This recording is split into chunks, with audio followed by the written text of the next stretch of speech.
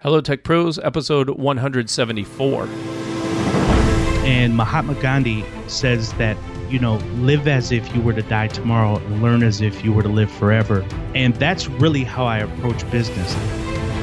Welcome to the podcast where I chat with professionals who are getting the job done using technology 7 days a week. Each week we start with Motivation Monday.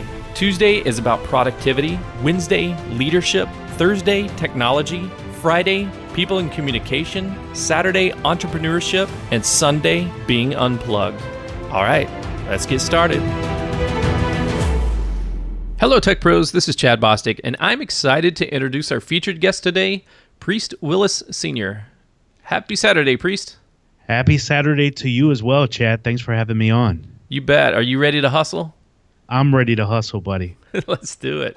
Priest Willis Sr. is the CEO of Affiliate Mission, the fastest growing affiliate management startup in North Carolina.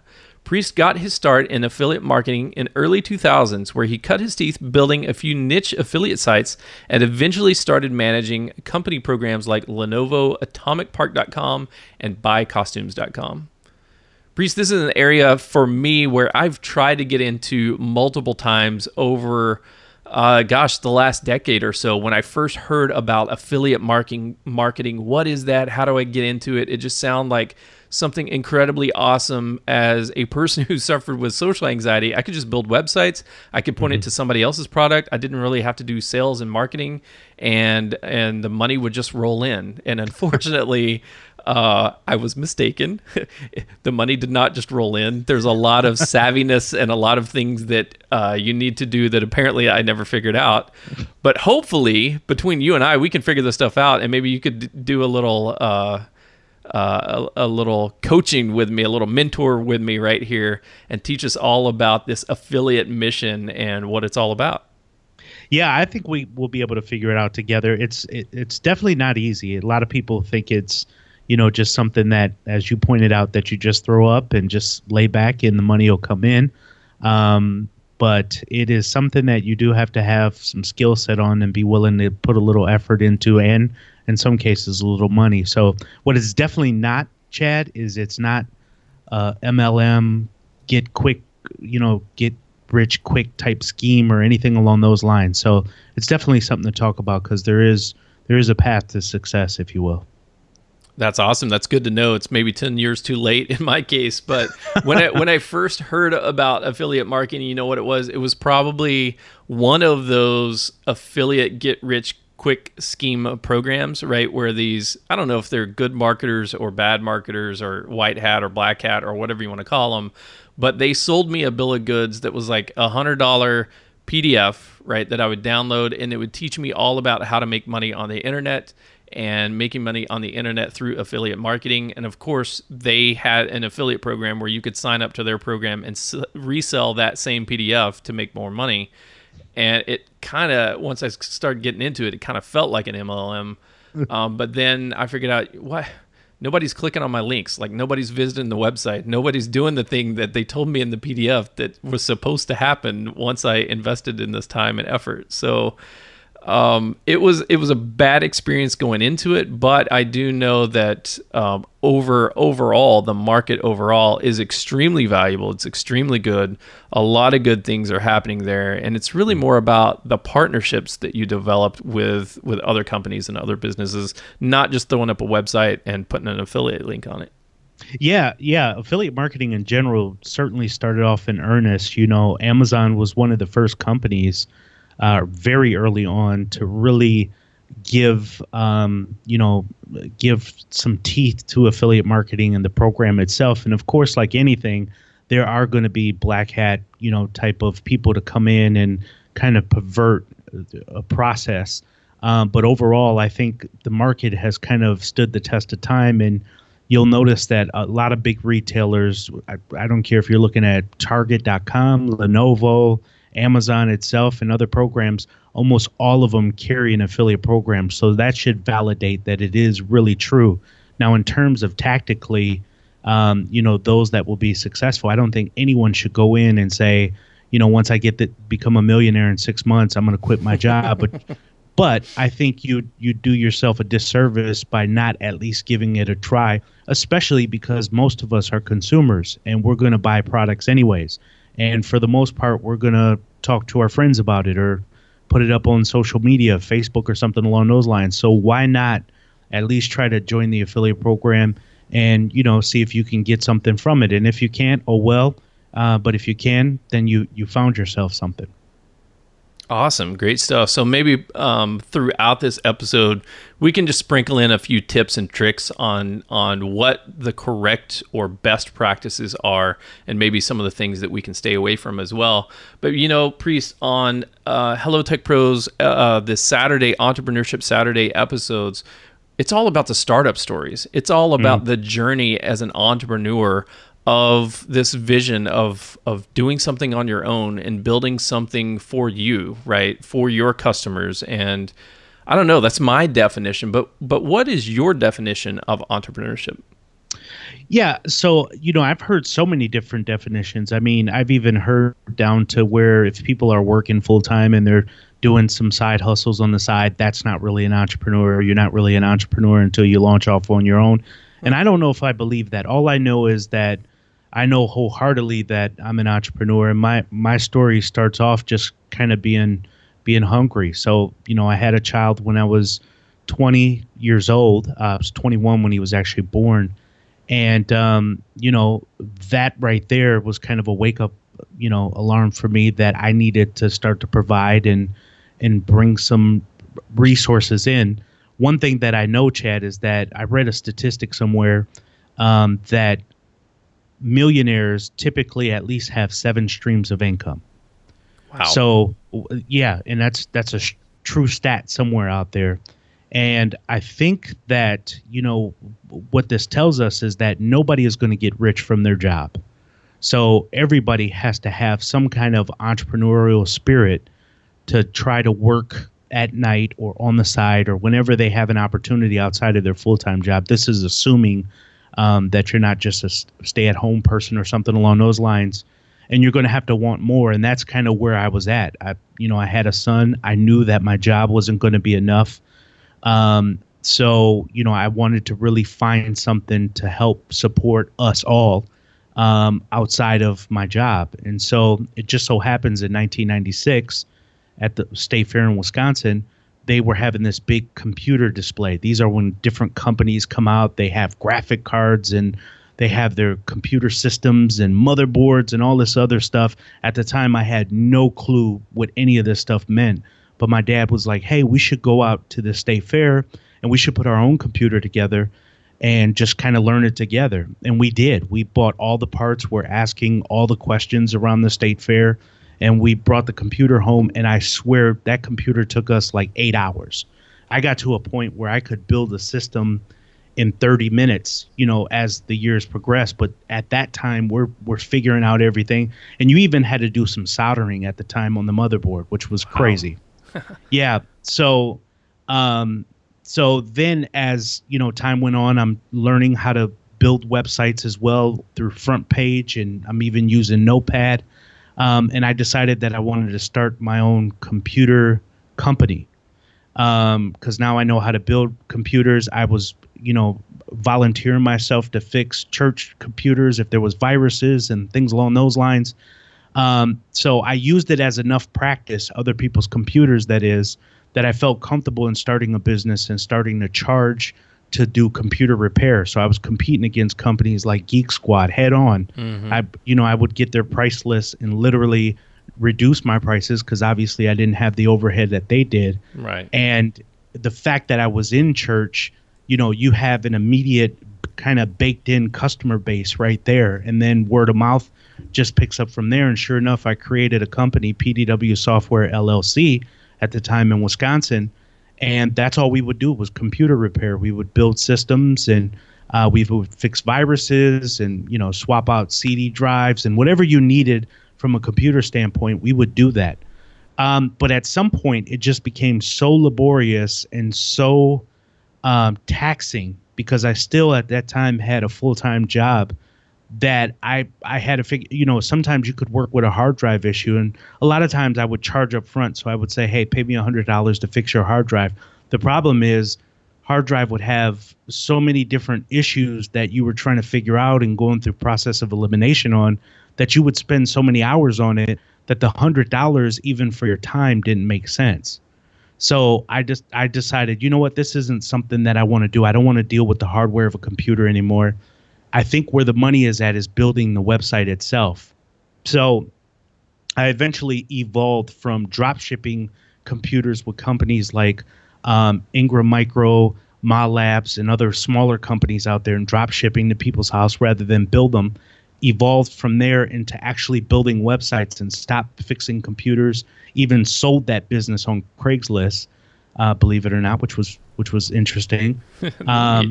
Yeah, and because you could build custom computers and different custom systems. So I sold kind of the proprietary software, the domain name itself, and all the other goodies without having to sell anything else. So it was really nice. It wasn't a lot of money.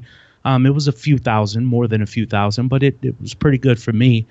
But then I started building websites, and then at some point I decided I didn't want to do websites anymore. What I wanted to do was get in front of the computer. So this is where the affiliate marketing piece came, and start selling products for other companies. And that's kind of where, my understanding of affiliate marketing, and that's kind of how it evolved in my whole computer process from 1996 on into, what I'm doing today as an affiliate manager and still an affiliate in some respect. So, Priest, throughout this entire journey, were you a full-time employee for somebody else throughout the entire time, or was there a point in your career where you're like, you know what, I've got enough revenue from my side business, my side gig, that I can do that full-time? No, through the entire thing, I was a full-time employee. Wow. So, yeah, during that period, I was working for atomicpark.com, which was a small startup. So when I started with them, they were a $200,000 business. They went to $40 million while I was there. In fact, I went from, I own that domain name, atomicpark.com now. So it's really cool to kind of see how that business has evolved.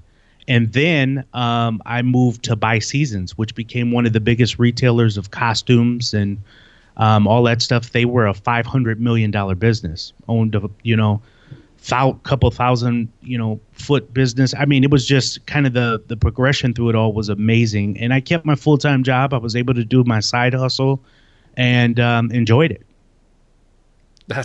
That's amazing. I mean, I hear so many times people are like, I'm getting into entrepreneurship because I hate my full-time job. I want to get out. And so I'm going to try to work and crank on this stuff so that I can build up my minimum viable income.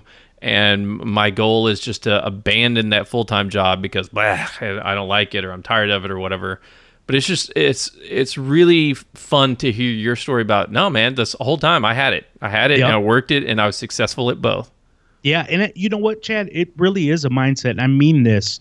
I'm not unlike anybody else that, when Sunday came, I was like, oh, Monday I got to go to work. But I really did work on shifting. Like, you know what? I'm not going to be unhappy at my job anymore. I'm blessed. I'm working.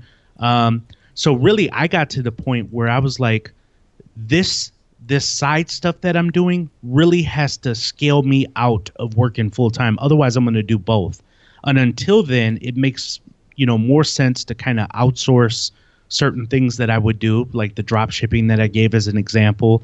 But I'd rather get a virtual assistant, find local talent, pay them $8 an hour, and still keep my, at the time, $50,000, $60,000, $70,000 a year job, and do this side thing, which was paying almost as equal as I was getting at that job. But I could pay hourly wages to people and just tell them systematically, hey, here's how we're going to drop ship when you get a purchase order in. I'd like you to do this, and just set up a process to the point I wanted to do that until it just didn't seem smart anymore.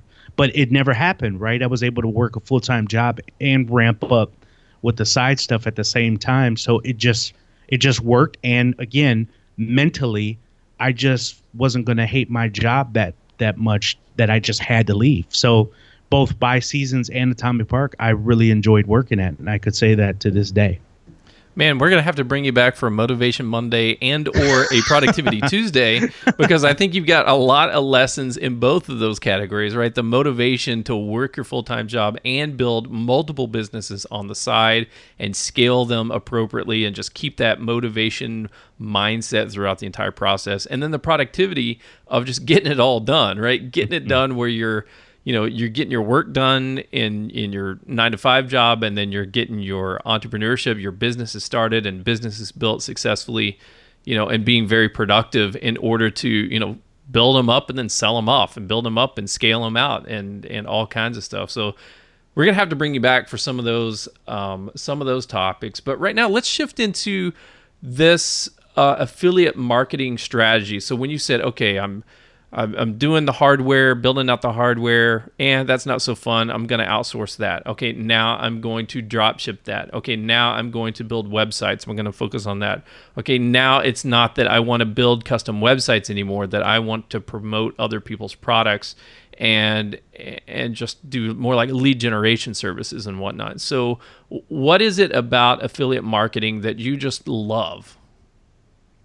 Well, the first and most obvious thing is it's a paid for performance mostly. I mean, there's other ways to do it. People can do email and all that kind of stuff, but a lot of time you're getting paid for performance. But the most important part, Chad, is that you're not really housing any inventory, so it's relatively low to no risk. So when you're doing affiliate marketing for some of the larger organizations that we mentioned earlier, you're not holding on to that product. You're not taking the risk of having to keep aged product. Your job is to build website, build content around selling those products. People call them today as influencers, and you can name them whatever you want, but your job is to build up an audience, sell a product that, I want to put a thumb in there to say that you believe in, that you would purchase anyways, or that you would purchase their product anyways.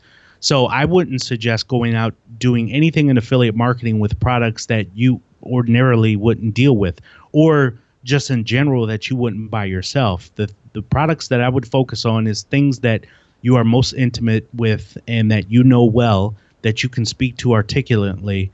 And those are the things that I think you'll be successful with. Now, there are harder things to crack through, like there's so many people that are in web hosting. There's so many people that are in certain brands that you're just not going to sell a lot of. But if you can find niches, like one of the big niches out right now is subscription boxes, for example. If you can get involved in niches like that and find a voice within that, you can do really, really well. And again, there's really no risk involved because you're not carrying product. And if you're savvy enough, you can find people that will do some writing on resources. Like I started a website called subscriptionboxer.com, BOXR.com.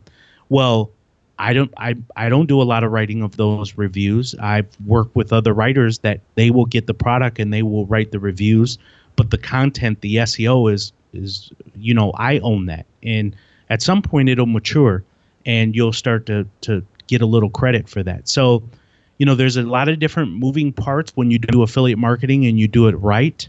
But I think the biggest lure is, on two sides. So if you want to become an affiliate person, there's no risk. There's no inventory for you. So why not do it, especially since you're going to be a consumer anyways, and you may want to talk about products. On the flip side, if you're a merchant or someone wanting to sell products, for you, it's a very cheap way for you to extend your marketing program. So you can find people that talk about your products and pitch your products, and you're only going to pay them based on performance. So it's a great two-way street that, the final outcome is, did you sell the product? If yes, you get paid that. If no, there's nothing to pay for. So I think it's a great way to do business. It's a great way to build your business, both as the affiliate and both as the person selling a product. Yeah, I mean, as the owner of the business, owner of the product, it's really like having an army of commission-based sales folks, yep, right, at your beck and call who are waiting to promote your next product when you have a version 2 or you have a different type of product that you're coming out with, because they have an audience that just has the same needs and they're serving their audience's needs by getting them in touch with these products, and then you know what, you're paying them for that performance. That's right. And I don't care if you're somebody that's selling shoe insoles or you're somebody that's selling, whatever it is, I'm sure there's someone that already has established themselves as an authority out there. So I'm talking to the business owner. They've already established themselves as an authority out there. That's someone that you can work with to try to say, hey, will you sell my product? I'm willing to give you X commission, and if you do well, we can break it off in tiers. You can get really creative on how you pay this person. And that person thinks, hey, I already have the site, I already have the content, I already have the email database, I already have these things. So sure, I'll take this. This person wants to pay me that. So it in every sense of the word, it truly is a partnership. And again, if it's done right, there can be good money realized in it. And I always temper people's expectations, Chad, because they always come in thinking I'm going to be a millionaire and I'm just going to kill it. And obviously there are those examples, but a lot of times it's you stitching together different affiliate pieces. So you may sell different products and collectively you do decent, but not any one program are you just knocking it out the park. And sometimes it's all about testing. So there may be some products that doesn't make sense for you and you just shut it down after 3-4 months, but it's a process like anything else. So Priest, when you first got into this area, when you first got into the industry of affiliate marketing, how did you decide what the first products that you're going to sell, or what the first audience that you're going to try to get in front of to offer them these affiliate programs? So as an affiliate, I was involved in computers. I had relationships in places. So I was an affiliate for companies like Newegg, for example. Just because I bought parts from them. I was already doing shopping with them in general. So I'm thinking, why not become an affiliate to just kind of get a credit for some of this stuff that I'm doing? That was one aspect of it. But I also, just like a lot of people, try to find where the hot wave was at. So again, like right now, subscription boxes is big. Well, back then, whatever that was, I would have jumped on that wave. But as I matured through the process, I just decided, you know what, I want to do things that interest me most. So some of my biggest interests were canvases. I really enjoy putting together really cool canvases of historical figures that I like and creating them myself in Photoshop and then finding a good canvas company to put them on. But I also know there are other people that, shop heavily on canvases. So I became a canvas affiliate. Not something that's super sexy. It's very niche, but it's something that I enjoy and I don't mind talking about and showing pictures of my own personal canvases. So that's one aspect of it. Now, as an affiliate manager, I'm looking for those very same people. I'm looking for people that have, some Facebook audience or some audience on YouTube, Instagram, wherever it may be, that they're already speaking to products. And believe it or not, Chad, a lot of these people haven't drawn together the dots. So they'll approach merchants. When I say merchants, I'm talking about a Target.com. They'll approach them and say, hey, can I get a free product in exchange for, my content or me putting a post, a 500-word post? But they're missing the connection in that, hey, think bigger than that. Think affiliate, because that post will live out there forever. And all that person did was give you an X dollar amount box or, X dollar amount pair of pants. But why don't you get the residuals of that? And the way of getting residuals is having affiliate links in there. And again, you're speaking to something wholeheartedly. You're not doing it to prostitute yourself out for the product. You're just purely doing it because I enjoy the product, but at least I'm creating some kind of bridge with the company and I'm becoming a deeper partner than I was before, essentially. Yeah, I got you. So a lot of these kids, and I say kids, a lot of these folks that are on social media, they're on YouTube, right? Or they're on like the video game platform Twitch, right? And they're very huge fanboys and girls of certain video games. And so they promote all the time their console that they're playing on, right? It's the Xbox One or the PlayStation 4 or the specific video games that they love. and they're doing a lot of promotion on behalf of those companies, even though they're not getting paid for it.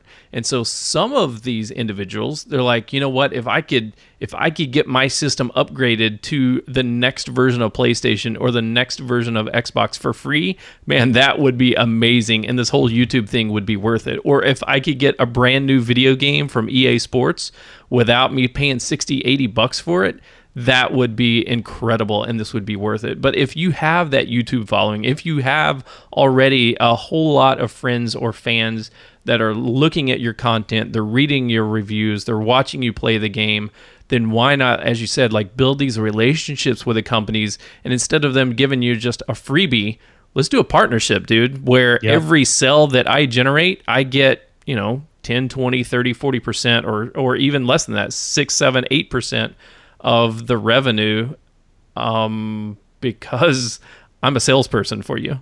Right. And a lot of people have to think bigger than, sometimes if something isn't working, so let's say affiliate marketing isn't working for you, or you're like, yeah, Priest, I've done all that. I put up banners and nothing happened. Remember that we're coming to a place now where people really want value. So, for example, Chad, you're providing real value having this podcast on your website. People are coming on, having these Saturday conversations with you, and we're just kind of talking about, the business of affiliate marketing. But, somebody is listening to this saying, you know what, this is something that I really want to do that I believe can bring in some side income. That's providing value for them. So they'll want to come back. Well, that's how you slowly build up your audience on your site. And that's what makes affiliate marketing do even better for you. So it's not just about you slapping a bicycle banner up on your website and saying, okay, there it is, affiliate marketing, now work. That's not really how it works. I mean, the whole process, and this is why we talked about earlier, is that it has many moving parts, is that because there is a little search engine optimization involved, there is a little bit, maybe you want to put it out on Facebook and do some ads around it. Maybe it is. So you may have to put a little money in to support some of the efforts there. And if that doesn't work, try to pull a different lever. But there are opportunities out there. And I'm telling you, as an affiliate manager, I know for an absolute fact, and this isn't selling a dream, there are people that literally are doing hundreds of thousands of dollars on certain products. And then in some cases, millions collectively. And they call those super affiliates, by the way. And they've had the same opportunity as you. They're just finding domain names, building websites, sometimes catering to the specific niche, writing the materials behind it, and tweaking and playing with it. If you don't put that effort in, then you probably won't see the results. So, Priest, in just a moment, I want to ask you some questions about how our audience members can really kick off their affiliate programs. And I want to focus on two different avatars or two different types of people. First, the person who wants to get in and market someone else's products.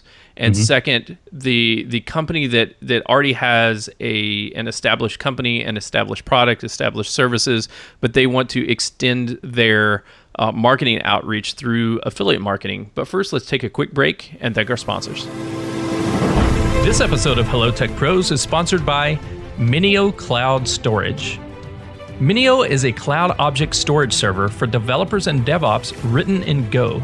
The Go programming language is the emerging language of choice for modern cloud infrastructure projects, and it allows Minio to be highly concurrent and lightweight. Minio is Amazon S3 compatible, built with microstorage architecture in mind, but at its heart, Minio is simple, scalable, and supported by a passionate developer and user community. In episode 89 of Hello Tech Pros, I talked with A.B. Periasamy, one of the founders of Minio, about the importance of community support and recruiting software developers who are as passionate about their product's code as artists are of their art. Check out that episode at hellotechpros.com/89 and check out Minio Cloud Storage at minio.io. That's minio.io.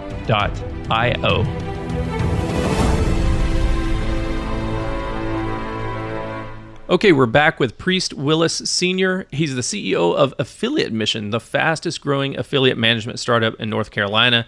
We've been talking to Priest about his startup journey, his entrepreneurship journey of working a full-time job for years and years while continuing to build multiple businesses on the side on nights and weekends, with a good heart, with a good attitude, with great motivation to do both of them very, very well.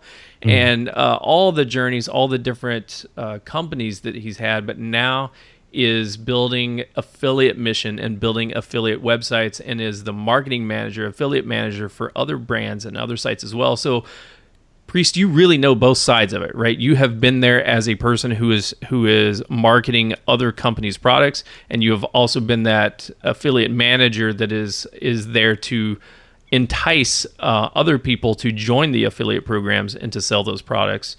So maybe you can help us out with both of these sides. So in the audience, there's probably some folks who are like, you know what, I've already got a website. I've already got maybe a small email list, but I've got started. Or I'm doing some YouTube videos or something, but I want to get into affiliate marketing.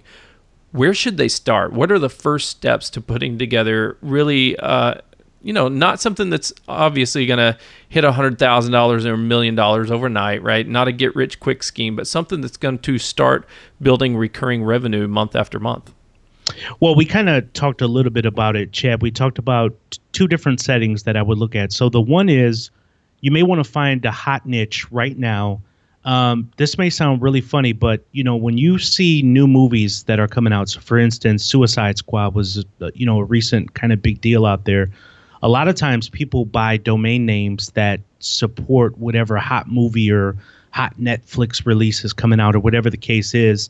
And they build those websites, and then they work with partners. I'm using this as an example, but like buycostumes.com or Spirit Halloween that sells those Suicide Squad costumes.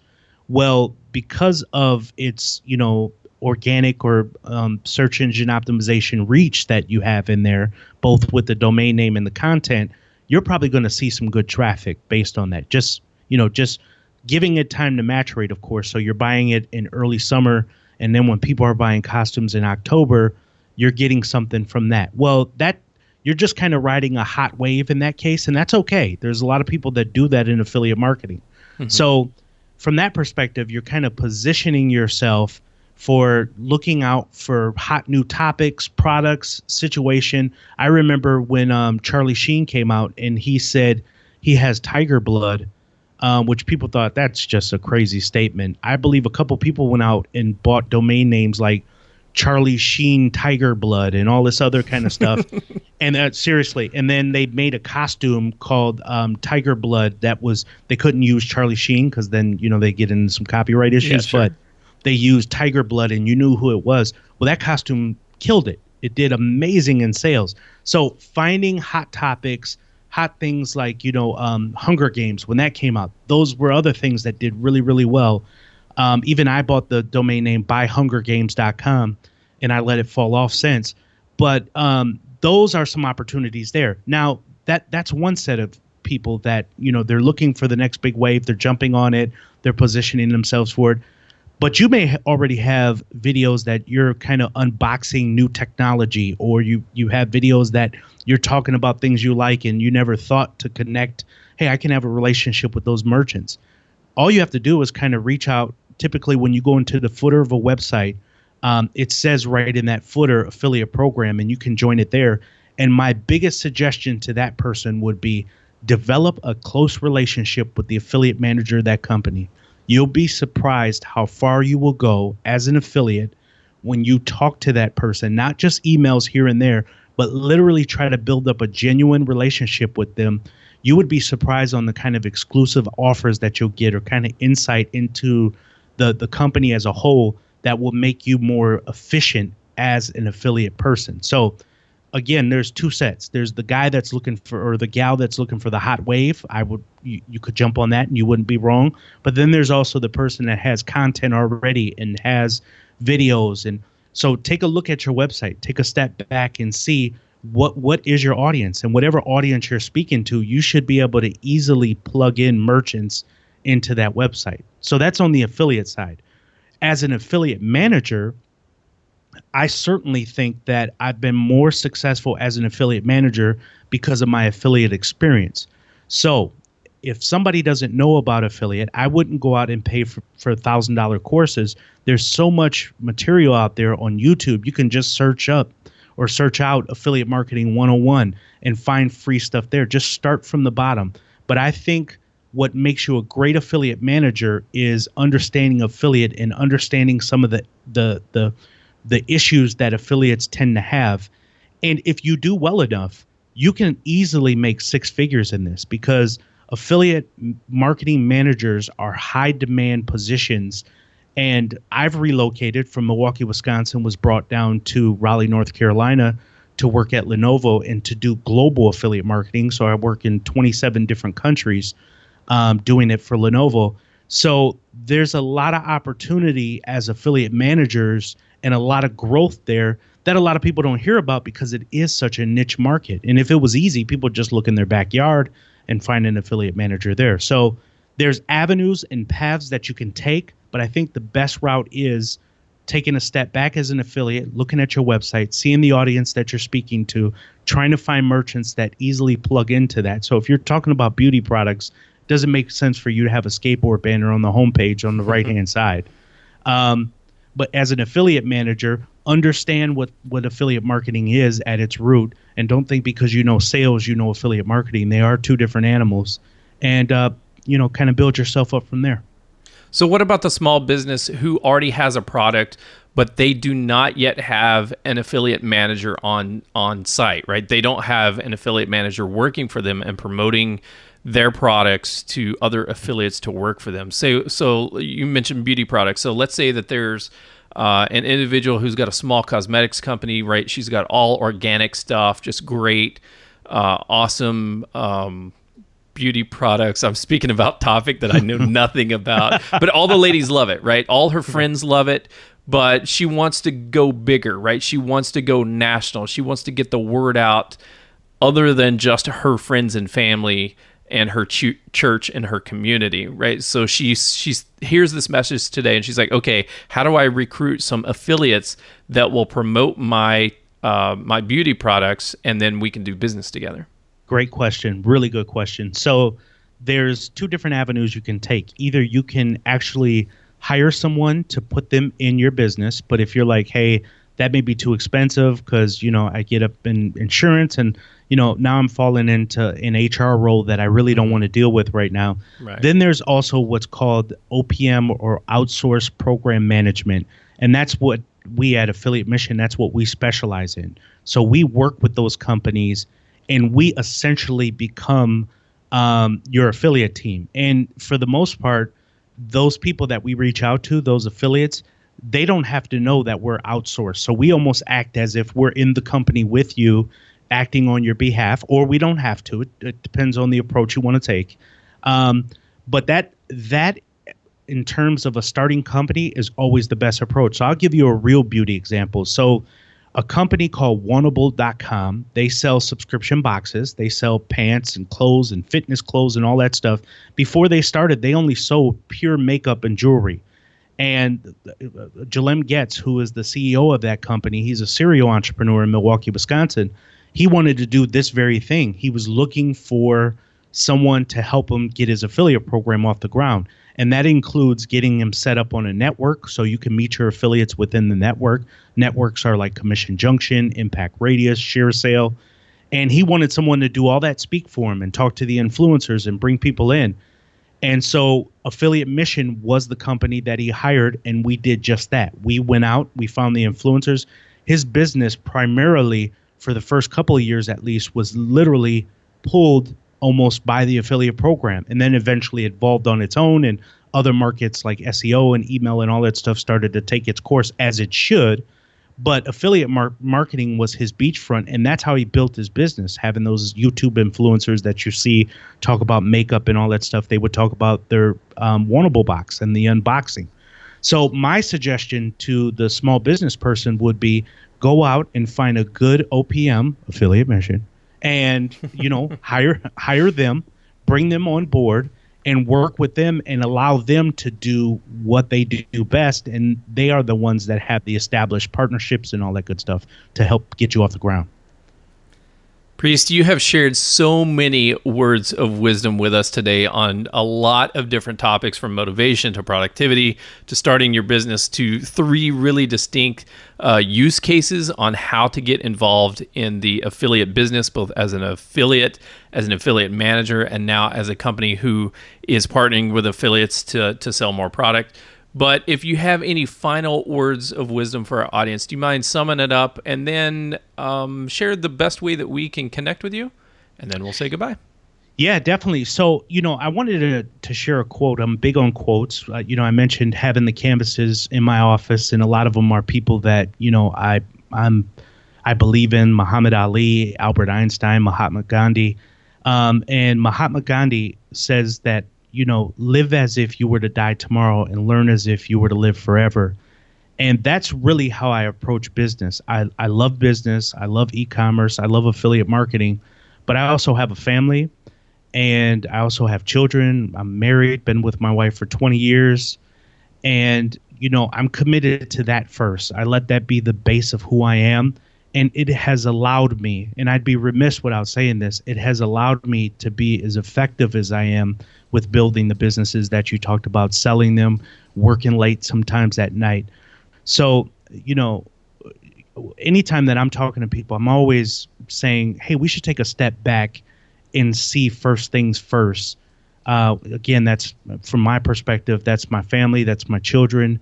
And remember that, and then go from there, because these meetings that we have and the pressure to be successful and whatever we're feeling typically won't be there at the end. I mean, certainly we all want to get money as a tool and all of those things. And I think, Chad, that's what has brought me back to, deciding I'm not going to hate my job. I didn't want to bring the stressors home and be angry because of a meeting and then be happy the next day and just have this weird vacillation of experience. So that is one of the best quotes that have always kept me grounded. But in terms of people contacting me, they certainly can email us at hello, HELLO, at affiliatemission.com. I'm also out on Twitter. So if you just go out on Twitter at Priest Willis or P. Willis Sr., one of those, I'm out on Twitter. They can email me directly at Priest, PRIEST, at affiliatemission.com. They can go onto the website, reach us on the contact form. And I'd be happy to talk with anybody about affiliate marketing or digital marketing or e-commerce. Well, Priest, thank you so much for joining me on Hello Tech Pros today.